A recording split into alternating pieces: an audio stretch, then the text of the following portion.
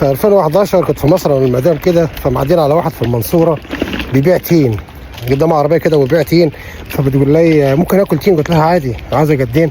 فبتقول لي ممكن تطلب مني تنتين ثلاثه؟ بجد الراجل ده لو رحت اديت تنتين ثلاثه بالله العظيم ممكن يمسك السكينه ويقعد فيها ولا يجرسني في الشارع. فالمهم راح بقول لي كيلو التين بكام؟ فبقول لي كيلو ب 10 او ب 15 جنيه. قاعد كده بيشرب جوزه وقاعد على الكرسي جنب العربيه بيشرب جوزه وعمال يكركر، فبقول له طب هات لي كيلو. يوم بقول لي كيلو، قلت يا نهار اسود، امال لو قلت لي هتلاقي تنتين ولا هتلاقي 100 جرام ولا هتنزل اللي بيبيعوا لك العمل في ايه؟ فديت عندنا في مصر اسمها الفشخره. فشخره ازاي؟ واحد رايح يتسوق يتفشخر بقى، هات لنا 2 كيلو مانجا، هات لنا 3 كيلو مش عارف ايه، هات لنا عنب، هات لنا رمان، هات لنا كذا. مفيش قناعه. يعني ممكن الفشخره ديت مصدر الدخل بتاع واحد عالي ممكن يجيب، بس دي اسمها اسراف. في واحد تاني مش قادر يجيب، هيعمل ايه؟ فالسعر كده كده هيزيد، لان في ناس لسه كتير بتشتري من الحاجه ديت. مفيش حاجه اقناع. يعني حاجه هنا لما السعر يزيد الناس يقول لك الحاجه دي سعرها زاد ليه؟ في منطقه ان السعر هيزيد، في منطقه ان السعر هيزيد. سعر زاد ليه؟ اصل 1 2 3 خلاص يبقى دي ضرورتها كده. حاجه تانيه غريبه، في منطقه ان السعر هيزيد، لا مش منطقه ان السعر هيزيد.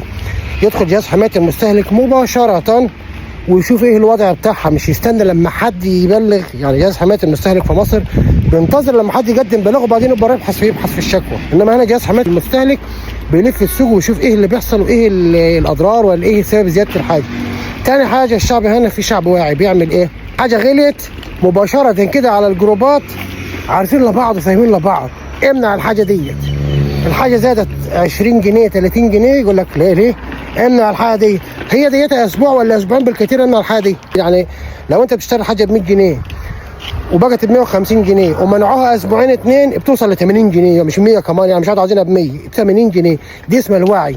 لو حصل في اي دوله يعني زي دوله مصر كل حاجه هترخص. اصل السوق اسعار تقف على العرض والطلب، مش تستنى لا انك تقول لها الحكومه فين من الاسعار والحكومه مش عارفه تظبط الاسعار، وفين الحكومه ان هي توقف التجار الجشعين. ما انت اللي بتديه الجشع دوت، ما انت السبب ان هو جشع، انت اللي بتشتري الحاجه. يعني الحاجه كل ما تغلى تقعد تسب وتلعن وتسب في الحكومه وتسب في الناس، ولسه برضه بتشتري الحاجه هي وبتشتريها بنفس الكميه. لو معاك مقدره ماليه بتشتريها بنفس الكميه.